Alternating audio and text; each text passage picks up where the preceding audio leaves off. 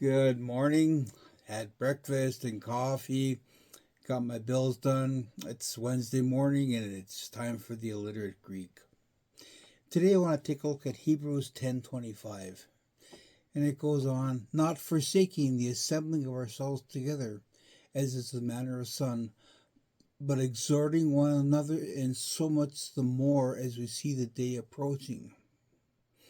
Now, the Amplified Bible says, not forsaking or neglecting to assemble together as believers, as is the habit of some people, but admonishing, warning, urging, and encouraging one another, and all the more faithfully as you see the day approaching. And what is the day approaching but the day of Jesus' return?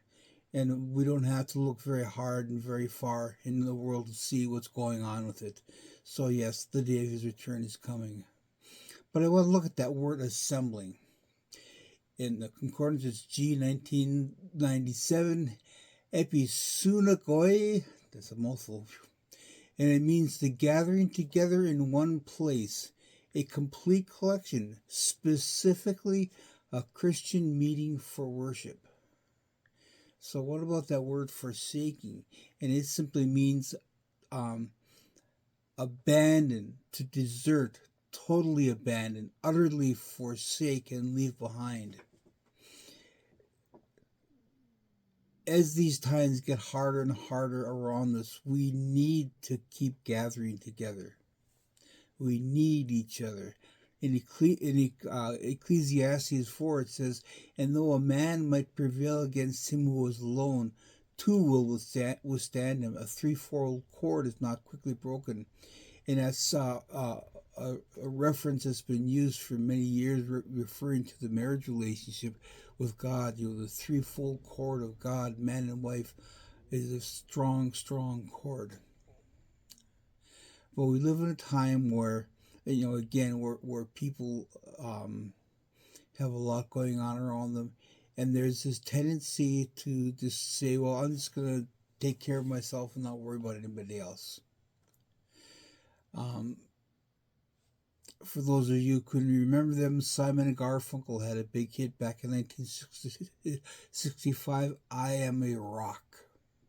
And that song talks all about how I am a rock, I am an island. And the truth of the matter is, no man is an island.